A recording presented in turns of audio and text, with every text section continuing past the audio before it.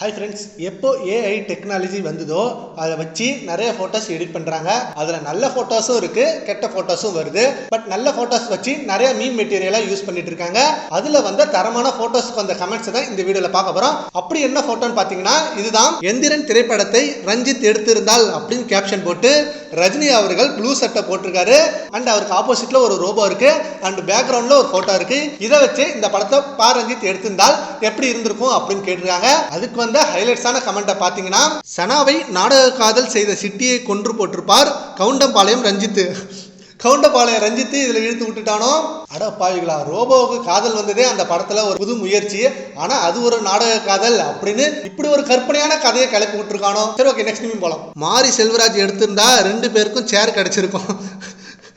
2 பேருக்கும் சேர் கிடைச்சிருக்குன்றது அவரோட vision. But இதுல சேர்ன்றது யாரை யூஸ் பண்றாங்கன்னு தெரியல. ஒருவேளை சனாவை சொல்றாங்களா, 2 பேருக்கும் சனாவா? சரி, ஓகே, நெக்ஸ்ட் மீம் போவோம். In scientist conference meeting, 1 scientist 2 city. நீ ஏறி அடி சிட்டி, இது நம்ம காலம்.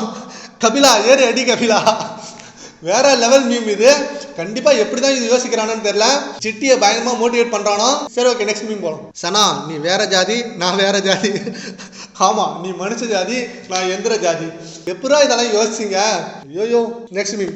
நசுக்கப்பட்ட இயந்திர மனிதன். இதுவும் ஒரு நசுக்கப்பட்ட இயந்திர மனிதன் தான். இவருக்குள்ளேயும் ஒரு வருத்தம் இருக்கு, இவருக்குள்ளேயும் ஒரு கதை இருக்கு. சரி, ஓகே. இன்கேஸ் இப்படி ஒரு இன்சிடென்ட் நடந்தா வெறித்தனமா தான் இருக்கும் போல. சரி, ஓகே, நெக்ஸ்ட் மீம் போவோம். சிட்டி ஃப்ரெண்டு, டே சனா உன் வழிக்கு வரணும்னா அவளை மேட்ட முடியும். அட பாவிகளா, என்ன மாரி மீம்டா இது? எப்படா இதெல்லாம் யோசிக்கிறீங்க? இது 18+. எந்த மாதிரி யோசிக்கிறானாங்க? Very bad. Next meme. Lokesh Kanagaraj எடுத்திருந்தா அதுக்கு ஒருத்தர் கமெண்ட் போட்டிருக்காரு, சிட்டியை வச்சு ட்ரக்ஸ் வித்துருவான். ரோலஸ் கேங்கா இருக்குமா சிட்டி? மேபி இருக்கலாம். சரி, ஓகே, நெக்ஸ்ட் மீம். எங்க ஊர்ல எந்த சிப் யூஸ் பண்றீங்கன்னு கேட்போம். நீங்க எந்த ஆளுங்க? நீங்க எதை யூஸ் பண்றீங்க? இதை சிட்டிக்கு நீங்க யூஸ் பண்ணீங்களாடா? அது ஒரு ரோபோடா. அட பாவிகளா.